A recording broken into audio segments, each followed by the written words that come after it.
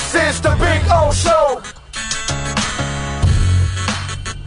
This is the Big O Show. Had a ride. There he is. How you feeling, Ira? You feeling good? After last night, not so good. And after seeing the Heat trying to play Jimmy Butler at center and realizing how small they are, the Lilliputians, maybe not so good. You know what? They hung in there, man. They hung in there. No, they were, look, Big O, it was a 3-point game against the defending world champions on the second night of a back-to-back with 6 minutes and 11 seconds to go. And they're not better than them. Not better than them. Right. You know? I mean, they competed, and I tried to ask the question line after the game in the locker room to Eric Spoelstra, hey, I know there's no moral victories, but does this show who you can be? And it does. And that's why, Big O, you could look at 4-2 and go, the sky is falling. I look at 4-2 and saying, hey, they've been competitive right through. They've had their moments. 2-4, by the way. 2-4. 2-4, rather. I'm sorry, 2-4. They're competitive. They've had their moments. They'll get to that 2 games over 500 soon enough. They're not in an awful place. They're still learning a little bit about themselves. But I will say this. They're doing it the hard way. And when you do it the hard way, as an undersized team, without superstars but good players, everything has to go right. In Portland, it all clicked, and we saw that, what they could look like at their best. But man, there is such a small margin of error for this team. The one thing about this team, Eric Spoelstra can mitigate with his coaching a lot of that small margin of error because he can outcoach other teams. You know, it reminds me somewhat of what the Panthers and Paul Maurice is trying to do now, where you're changing the style of play, where it's not so open out, where it's a little bit more tight. It's more physical, and it's an adjustment that they're making too in this process. And I know they have a better record, but they're still not playing to their potential either because of the adjustment of the play that they're going through, the more physical style now through 3 periods compared to that fast attacking style that allowed them to have, all kinds of, comfortable leads, at times, questionable defense, but this is a different kind of game. So it's almost an adjustment. But when I look at the Heat, what I'm seeing so far early on is there are 2 guys you can count on. And then there's like this hodgepodge. Like last night, Tyler had a shitty night. And you know what?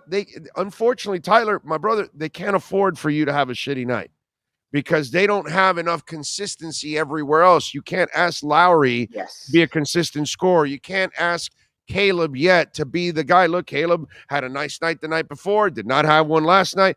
And so it's so imperative for them to have a supporting cast that actually supports. And right now, I'm just seeing a lot of inconsistencies around Butler and Bam. Yeah, but that's the thing is, even if you get the best of Caleb Martin, even if you get the best of 36-year-old Kyle Lowry, even if you get the best of one-way, no defense Tyler Hero, that's why the margin is so small, because you need so many players, honestly, Big O, to be at their best. You need 20-point Tyler Hero. You need Caleb Martin being the active player he was in the victory in Portland. Look, they played 5 games. They've had 2.5 good Kyle Lowry games. You know what, Big O? At 36 years old, that's sort of what you get. And I don't mean to diminish the legacy, but we even saw it with Dwayne Wade when he came back and he played as a reserve. It wasn't every night Dwayne Wade anymore. But we knew that was coming. He paid his dues. He brought you 3 titles. Understood. You know what I'm saying? Like, Kyle Lowry's done nothing except ask for $90 million. So, but you got to move past the contract, because that's done. So right or wrong, he's here. You can lament the contract. You can say, and I know, just like in Ndamukong Suh, when you were on that also, you said bad contract. Boom, the moment it was done. So I put it this way. I mean, it happens. I'll put it this way. I'll put you in the win column. I can't get off of that because that cap space could be a better player that could give you more consistency night in and night out. It's turning into a bad contract and you can't move from it, and that sucks. And that's the thing. It's the price to pay. I'll give you an example, Big O. Max Strus has been very good so far this season, and he's showing that he's another developmental project keeper. And Max Strus is going to be a free agent after this season. And you're going to get into that push-pull again of how much is too much for a player like Max Strus. And you know what, Big O? he's going to get a Tyler Johnson-like contract offer from somewhere else. No And doubt. it's going to make you pause and say to yourself, do we match it or do we lose it? Can we keep him or can't we? That's always the decision you make. The one thing about the Heat that I know you appreciate, I appreciate, is they live in the moment. We've talked about that before in our Acura Pembroke Pines reports, how this team goes for it. They're not talking about the Victor Wembanyama lottery this year. They're talking about getting to the playoffs.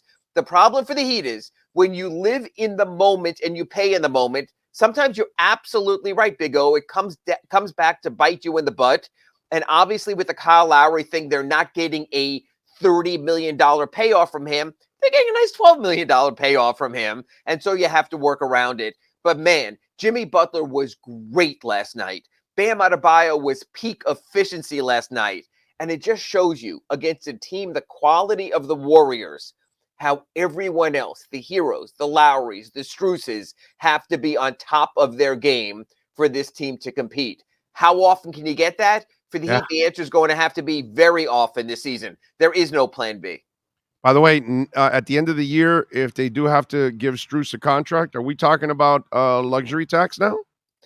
This is going to be a luxury tax team once you sign Tyler Hero to that extension, the 4-year, $130 million with including incentive extension. You're going to be there anyway. So you've decided this is you for now. In the short term, you only have 1 year left on Kyle Lowry after this year. You're going to be paying Bam. You're going to be paying Tyler. You're going to be paying Jimmy.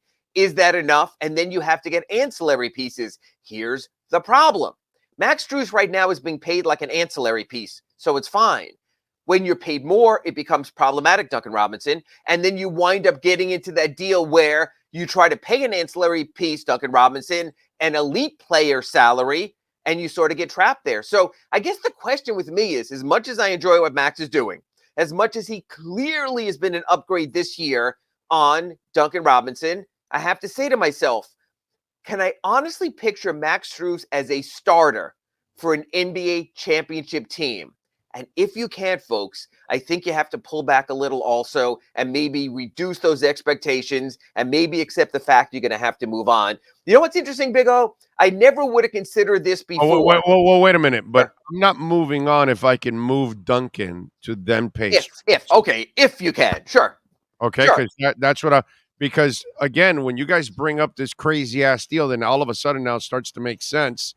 Lowry and Duncan for Russell Westbrook, that kind of, I might do that because if it frees up money from Lowry at the end of the year and it frees me up that I can re-sign Strus, and now Vincent, we're talking. And Yurtsevin, that you can have the flexibility. Aren't you 2 years away from Yurtsevin?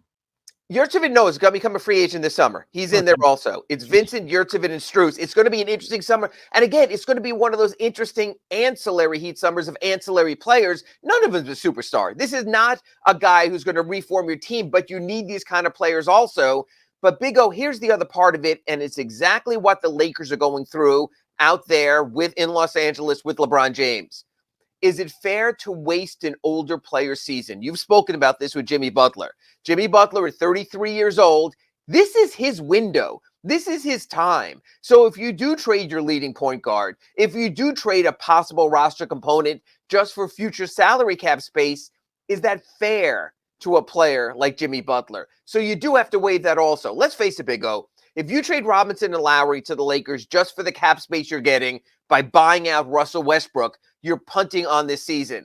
Yeah. Is that fair to a player like Jimmy Butler, who has gotten you to the NBA Finals three seasons ago and got you within one game of the Finals last season? Do you maybe owe him a little more at his age, just like they're saying out in Los Angeles at 38 years old with LeBron James? Yeah, but here's the question I have for you. Sure.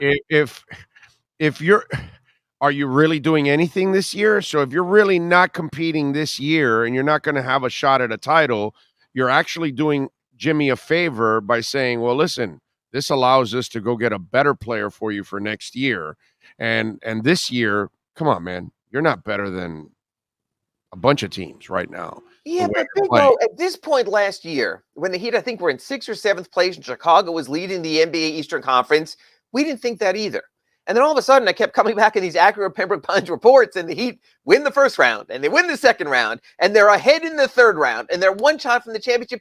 The one thing I will say about this team is I've learned never to doubt with Eric Spoelstra and Pat Riley and Andy Ellisberg. So I'm not punting on a season 2 weeks in, and I'm not probably punting on a season on the trading deadline because these guys find a way. Big O, should this team have been in the 2020 NBA Finals? I know the bubble was unique. Yeah, but that was a bubble. That was a unique. But they got there. But they got there. Should this team have been within one shot against a really, really good Celtics team to get to the NBA Finals? Probably not. But they found a way. So but I ask you this: Sure. Is this team better than those teams? Is you know what? I'm gonna take the dodge here. Okay, this team is different. I don't know. Yeah, it has no power. That's why Jimmy's playing center. And I wrote about that around, and PJ Tucker's not around, and it puts a burden on your ass. Yeah, I mean, look, last night 50-31 on the boards, destroyed last night, but they were destroyed, Big O, in October. Now you go back to school. Now you figure what you can do. Maybe your guy, Big Yurt, gets his minutes. Maybe Nikola Jovic plays more with Bam, and you do go bigger. What I'm saying is it's just too early to give up on the possibilities. Again, I will take Eric Spoelstra on that show on Food Network Chopped, and he's opening up his basket, and he has lizard tails, and he has yak jelly, and he has nothing to make a savory dessert, but he finds a way. So we have to be careful. This is why we do our Acura Pembroke Pines reports twice a week, so we can gradually look as the season builds through the year. I'm not giving up on it because I think Eric Spoelstra is going to go to that convection oven, is going to get his confectioner sugar, and is going to come up with something quite tasty come March and April. Let's hope so, man. They've got Sacramento at 6 o'clock on Saturday. Why such a short West Coast swing, by the way?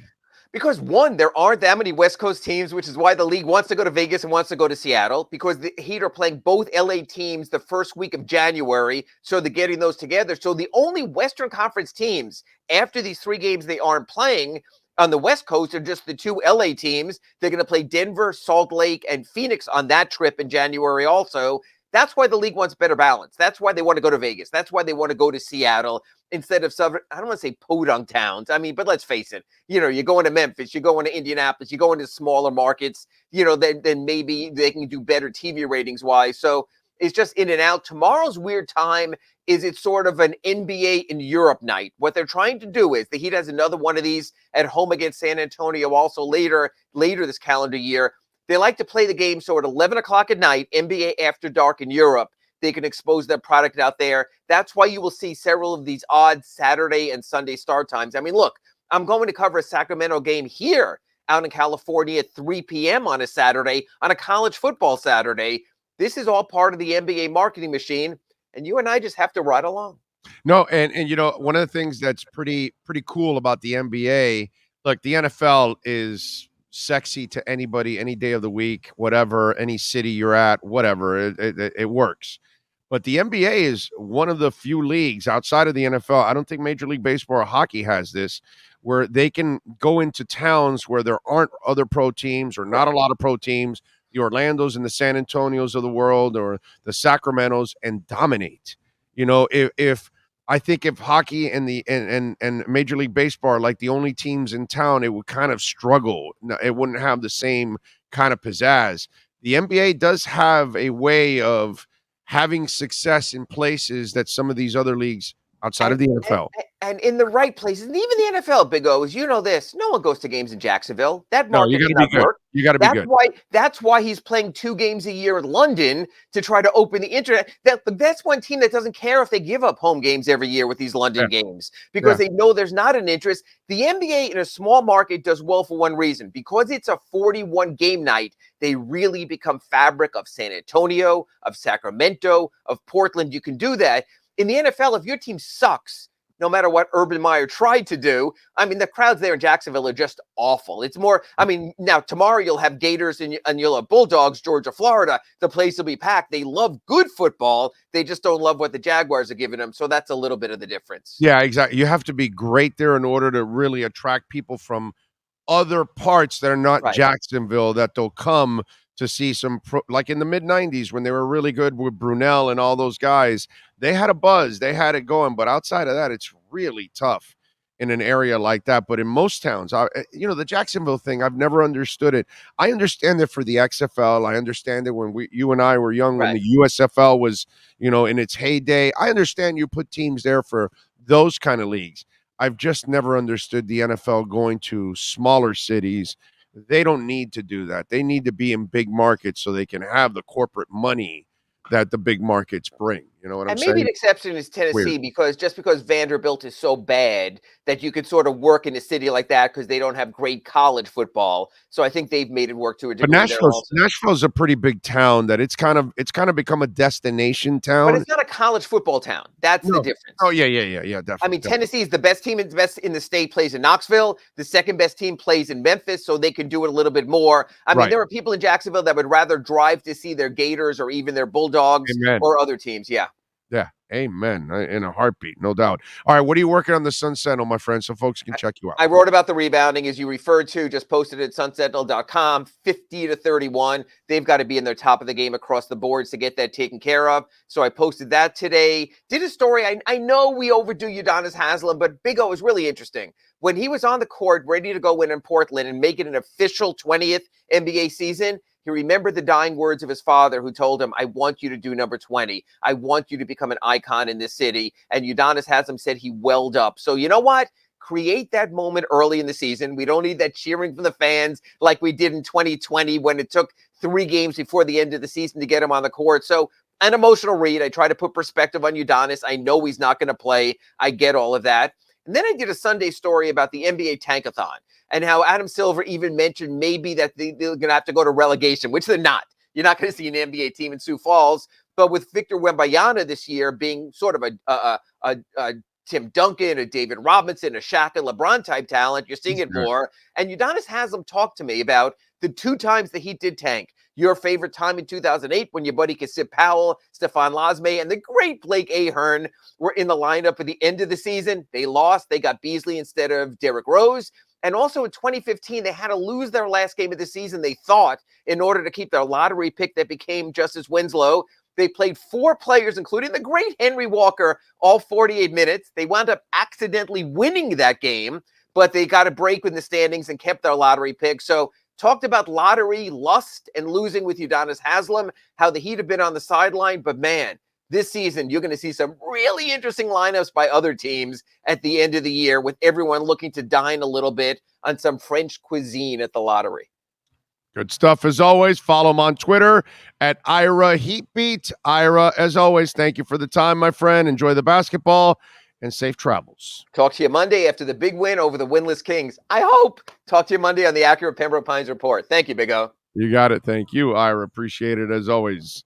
There you go. That is the Acura of Pembroke Pines, Miami Heat and NBA reports.